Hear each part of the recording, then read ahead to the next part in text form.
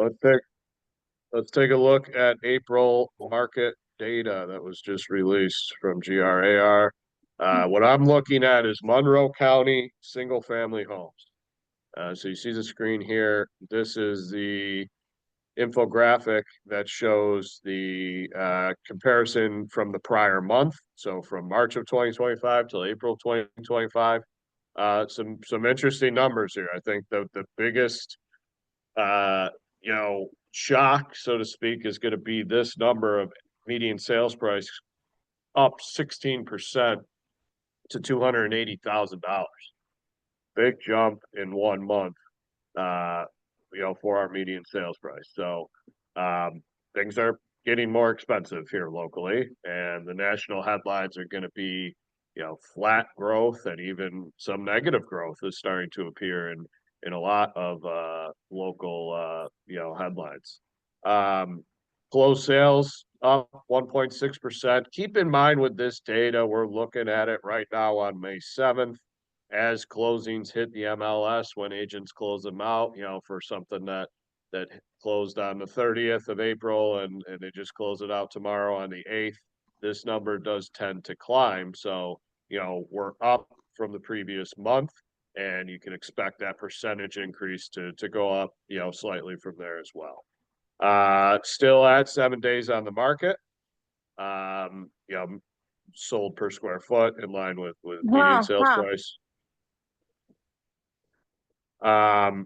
Inventory numbers is what we're really looking to see, right? And good news, right? Like we've got a good increase, a double digit, near 15% increase in both new listings and active inventory. Now, to define those categories, new listings are going to be all the new listings that were listed for the month. Active inventory is essentially what remains. So, of all the 728 listings, only 393 of them are still out there on the market during, at the end of the month, essentially. But the increases that you see are, really what we want to see in terms of, the spring season that we're in, and just, buyers that have more inventory to choose from, generally speaking, becomes, a good thing for you representing those buyers and the buyers themselves to have more options to choose from. As we know, the inventory shortage, the inventory crisis, some will call it, of the last few years is the main topic in our market, especially has been the main topic across the country. But those topics are starting to shift nationally. Whereas, what I'll show you next of switching screens here to year over year data. So April 2025 compared to April 2024, this data is not as encouraging as, from the prior month in March. 2 points to look at would be the active inventory number, which is less than last year by 5% at the same time. So April 2024 had 5% more active inventory remaining on the market compared to last month in 2025.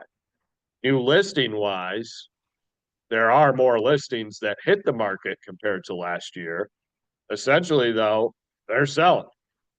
So, I've been planting the seed for, do we have anything demand wise, or the demand side of the equation that's going to be a major factor that leads to, potential lessening of the extreme sellers market or potential heading towards the balanced market. To me, this number here says no. To me, this number says, yeah, you had a good boost in listings. However, they're all getting scooped up. Demand is still strong. There's still more buyers, and it may be tenfold than there are sellers on the market here locally. And that's despite financial strain or concern. That's despite, competitive situations and bidding wars and and all that, which is reflected here by, hey, uh, pricing jumped almost 10% from the same time last year, despite the competitive, 7 days on market, all of that. So we're still in extreme sellers market type of conditions here locally in Monroe County. Closed sales data, again, this number should lessen, but we're still not out of this, bottom of the barrel type of market. There's still a bottom of the barrel transactional volume that this market is going to feel, is what this data is telling us in 2025 compared to 2024, which was the bottom. We're hoping we come out of the bottom in 2025. Not so fast. Move on to a couple other points.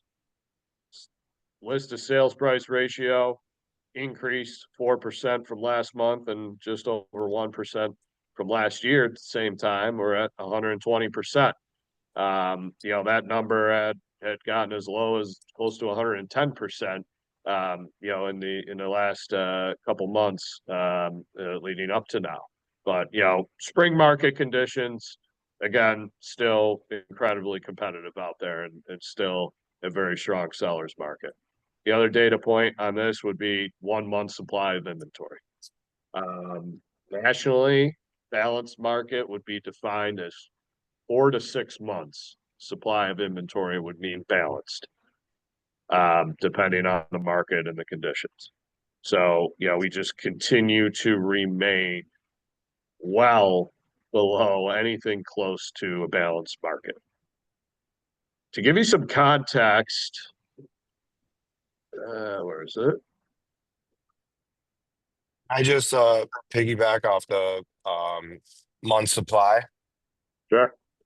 It always used to confuse me. It took me a while to really understand that, but like for this particular example of exactly what we're in right now, and I share this with clients to give them perspective and education on that. But we're at what, 1 month supply right Yep. now? Is that what it Yep. was? So whatever Yep. that inventory is of 1 month supply, what are we at with active inventory? I don't, like 300. Let's just Down to say 300. 393. Yeah. Okay, so 400 homes. So to get into a balanced market, that would mean we'd have to go 3 months in a row basically without selling one home that was on the market to get us up to what, 1,200 homes on the market. Yeah, we'd But need like, 12 or 1600. Yep. yeah. So that essentially it's like, hey, the market's not slowing down. It would have to be, not everyone not selling, but a majority of the listings not selling. That would take years. Like it would take 4 months to get it, just if not one home sold in the next quarter, let's say. Yeah. You I know, like pers- the perspective and, like, yes, that's one outcome of how a market gets balanced. Real estate never stops. There's always going to be transactions no yeah, matter what, for right? sure. So, Right. with that said, the true cure to this is a significant boost in inventory, right? And we're talking 728 new listings in a month. You know, if it's going to be balanced in 1 month, which will never be the case, right? To give you perspective, that would be looking like 2,500 to 3,000 new listings in 1 month compared to what we're used to, right? Yeah, that would be like, what the hell just happened for that to happen? I have no idea. Essentially, not possible, right? As much as everything's possible or anything's possible, that becomes a very extreme example or a very minute probability of happening. So the gradual, like, can we start to see 700 turning into 1,000 turning into 1,200 turning into 1,400, and that active inventory number that's left, does that grow from 4 to 5 to 6 to 7, etc.? Is that the type of gradual increase in this data that we would type of see at some point for the market to balance? And that's just the dynamic, and as to how that would play out. But we're just so far away. I mean, we've been hovering around this one, month supply of inventory or less, for years now. Here's the perspective I'll give you. This is Realtor.com. California home sales hover below Great Recession low, sending supply of listings surging. What was the data point? Here it is. Inventory has been rising across the country, but the gain is more pronounced in California, where a number of active listings was up 50% in April from a year earlier, compared to 31% rise nationally. So 31% nationally in active inventory, and we're down 5%. Can you have that conversation with your people to get them to understand this market? What sellers need to hear from you with this data? What homeowners need to hear from you with this data? To get perspective on where the housing market is right now in relation to their asset, their life, what they're doing, right? What conversation can you have with buyers to get them to understand what they're going to have to deal with in order to be competitive in this market? Because listen, it sucks, right? You're a buyer right now with all this data, not to be negative, but it sucks. That doesn't mean that there's not a plan to succeed and allow you to reach your goals. But you do have to understand the conditions that you're operating in order to reach those goals as a buyer. And they need to hear from you with this data. Just, pounding your chest and telling somebody they got away with an inspection and escalate 100 grand over asking price because you said so isn't the way to go about this business. Bringing data to your conversation to help them understand what's truly going on is a big difference in how you go about your business. Yeah, I think it's so important. I say when I have an example yesterday, a referral reached out to me, told someone buy a house here that is moving from Texas, believe it or not. Well, these people actually had a tie in Rochester, and then she recommended me to another couple who's lived in Texas for 40 years, and they're moving to Western New York, and Rochester being their ideal landing spot. This is cool on a couple levels, but no ties here. Obviously ask them why Rochester, why coming here, and climate, education, political stuff. Like they're just like, I don't want to deal with any more summers. It's kind of crazy down here.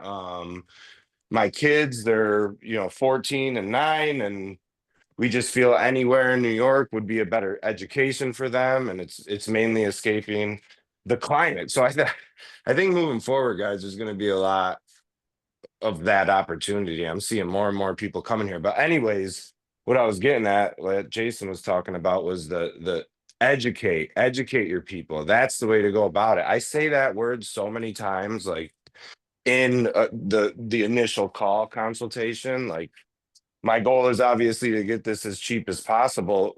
House is as cheap and simple as possible for you, but overall, that I need to educate you and guide you in that front. And yeah, data and the resources we have, dive into them. It gives you confidence of what the heck you're talking about. And then when you can put it in front of them, like I'm meeting with another couple this morning, and I like to get people in the office so I could have that screen up that Jason has up. And like they see it and that little light bulb goes off, and I could tell, like, and then that builds the ultimate trust. And then at that point, I go into the signing part of it, and I've never had someone be like, I can't work with you type of thing. But it just gets everyone on the same level, and educate. Don't just talk it. And that, I think, will reap. It will. I don't think it will reap a lot of benefits for you. Love it. I just pulled up, I selected 9 counties in our region. Just to give you a Which 9 snapshot of counties? Ontario, Orleans, Seneca, Wayne, Wyoming, Yates, Let's go Monroe, Livingston, Genesee. Okay. I miss anything? Steuben. Oh, I go as far as Steuben, but that's okay. You don't have to include it. Yeah, all right. 10 county. So, same story. Active inventory down 7% from last year. Closed sales down 9%. That's interesting. And a 9% jump in price. Look at how Now, many new listings. up 11%. Is that 1,200? Yep. Yeah, that's a lot of listings. So, well, keep in mind that's Monroe County included, so almost 800 of them are Monroe County. We got 9 other counties with half of the listings that Monroe County has, which makes sense population wise and just Mhm. lay of the land, right? But just to give you some perspective on the entire market here locally, without getting into Buffalo or Syracuse, but just our, kind of in betweens of those markets. And I guess without It would going be too far south into southern tier. it would be interesting to see what this snapshot looks like without Monroe County. So comparing all the counties to Monroe County. Yep. Hmm. Same story. Closed sales down, active inventory down, pricing up, not as much price wise. So a lot of the gains in Monroe County compared to, 5% gain is still better than the national average at this point. Yeah. Um, I had a thought off of what Pat was saying. I lost it. Come back to me. What action do you take off of hearing, seeing, digesting this data? This is where it gets important, guys, because you can hop on this call, good for you. You can listen. You're here. It's half the battle. Good for you. What are you going to do with this information? What are you physically going to do with this information? Because if you're acting it out, playing it out, taking steps, that's what matters. If Bro, you're Steve, digesting and have it stored away for the next conversation where it comes up, okay, fine, great. hey, At bro, minimum, that's it. it's Steve Mitchell. You hear me? Yes, sir. Hey, dude, I'm gonna bring this to a couple of clients I have. I don't know if anyone else has noticed this, but the last couple opens I've done, I've had really decent sell buys, but they're not willing to do programs to go non-contingent. So they're very, Say very. that again. So I've had a few open houses lately where I've had pretty solid buyers come in. They have to sell their home and they have good homes to sell, but they won't Okay. take advantage of programs. They're dead set on going contingent. Okay. Like 3 in the last 2 open houses. So I'm going to bring this information to them because they're in a good position to buy, but they refuse to take advantage of a bridge loan or any of these programs out there. They're like, no, we're going to go in contingent and see what happens. So I think this data helps push that conversation. What's that? Any, like, have you dug into where there's any specific, reasons why or objections? The one I've heard from like my most solid I've met is, well, we want to look and we want to buy, but it's not like a must. So we'll just go contingent and see. But like this week, they're sending me these competitive homes after we've already established a plan. Now they're sending me ones that they have 0 chance on. So I just think this data helps sometimes where they really do want to buy. It's not that they kind of have to. No, they want to buy. That's why they reached out, came to the open house. But now being patient with them and giving them the actual data, I think helps push like, hey, maybe I should look into a bridge loan. Hey, maybe I should look into a XYZ. I just think it helps. I really do. I think just having a conversation without data, it doesn't go as far. So I appreciate this. Sure. I really do. Absolutely. So what I would, how I think of what you just said and the kind of pipeline situation that you're in with those examples and with any example really is, figuring out what the next step to take is, figuring out what the next move to make is with each individual based on where you left off last, right? And you know, keep in mind a consultation majority of the times is not going to play out just in one sitting in an office or at their kitchen table to where it's like you leave that hour discussion and bing bang boom, everything's exactly where it needs to be, right? So you should be prepared and in the mindset to consult in pieces and in steps, right? So like with this type of buyer, it was like, I want to buy, but I'm not going non-contingent. That's ridiculous. I'm gonna get out there in the market and buy, you know, with a contingency on the sale of my house that's not listed. And yeah, depending on the relationship, depending on other contexts, it may or may not be appropriate to just start hitting them over the head with like, you're dead ass wrong. It ain't gonna work. I'm not working with you, right? Like we know how that goes for the consumer side of it, right? So yes, going on this journey with them, knowing that there's steps to take that need to be fulfilled on your end, using the data to help take them and help you make the moves that you need to, but also setting the boundaries to protect yourself and your time, right? So like with this specific example, yeah, like, hey, listen, like, dude, you're tell me if anything's changed from when we spoke, but if you want to offer on this house with a contingency, I can see, you know, 30 showings scheduled already and it's only Wednesday. I know that this house was priced competitively to have a bidding war. I know how bidding wars play out. You're not going to be in the running.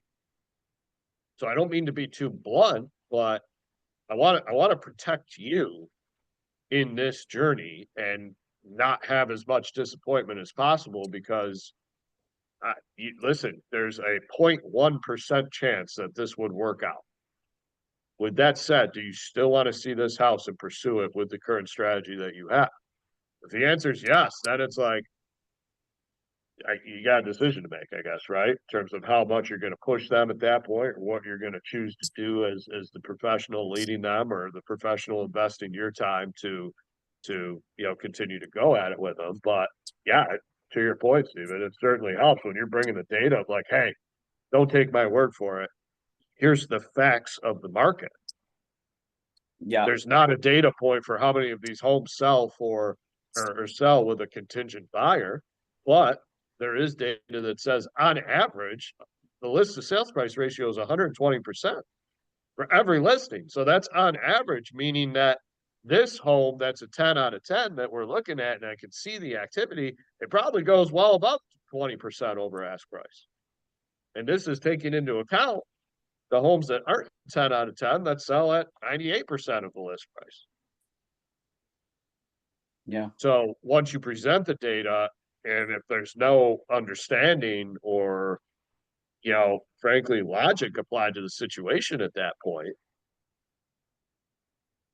I guess it makes it easier to make decisions on your end as the business owner that's, you know, has a career of leading people to their goals in their real estate transactions.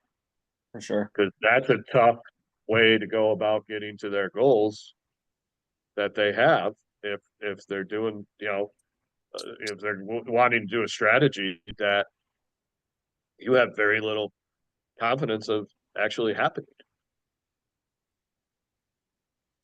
New agent, experienced agent, whatever, like you're all on the same level playing field. You have access to the data. You have the ability to find out what conversation you need to have. But you have to have it. And for the new agents on this call, newer, less experienced, get confidence on the fact that the majority of your experienced competition is not going to take this approach. And they're just going to lead with hope and prayers and time will cure all. So you have the ability to make a significant amount of progress in this business, in this market, even without all the experience in the world. But you do have to get yourself to a place where you can understand this type of data and use it. Guys, appreciate you joining me. We'll do it again tomorrow. Thank- Well, I'll jump on quick for Red Day, but I'll be at Red Day, and then Friday we'll be back to normal session. See you. Have a good day.